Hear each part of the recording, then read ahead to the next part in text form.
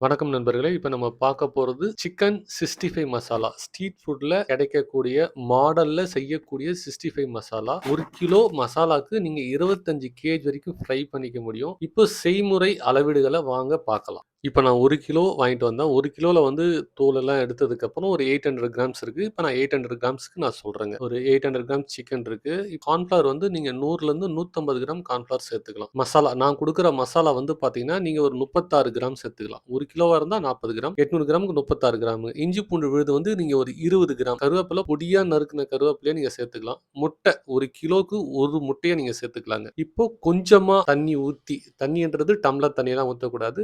கொஞ்சமா தண்ணி ஊத்தி நீங்க கட்டி பதத்துக்கு பேஸ்ட்டா பெரட்டிக்கங்க. கழுவி வச்சிருக்க கறியில நீங்க தண்ணி எல்லாம் ஊத்தக்கூடாது. அதிலேயே தண்ணி இருக்கும். நல்லா போட்டு பெரட்டிக்கங்க. பெரட்டிட்டு மசாலாவ ஒரு 1 மணி நேரம் ஊற வைங்க. இப்ப நான் ஒரு இண்டக்ஷன் ஸ்டவ்ல கடாயில கடலெண்ணெய் யூஸ் பண்றேன். நீங்க பிசினஸ் பர்ப்பஸ்னா நீங்க பாம் ஆயில் யூஸ் பண்ணலாம். இப்ப நீங்க ஊற வச்ச சிக்கன நீங்க போட்டு வறுத்து எடுக்கிறதுக்கு ஒரு சிக்கன நீங்க கடாயில போடுறீங்க ஹை ஃப்ளேம்னா அதிகபட்சம் 3லிருந்து 5 நிமிஷம் வெந்தா போதுமானது. இப்போ சிக்கன் வந்து உங்களுக்கு ஃப்ரை ஆயிடுச்சு.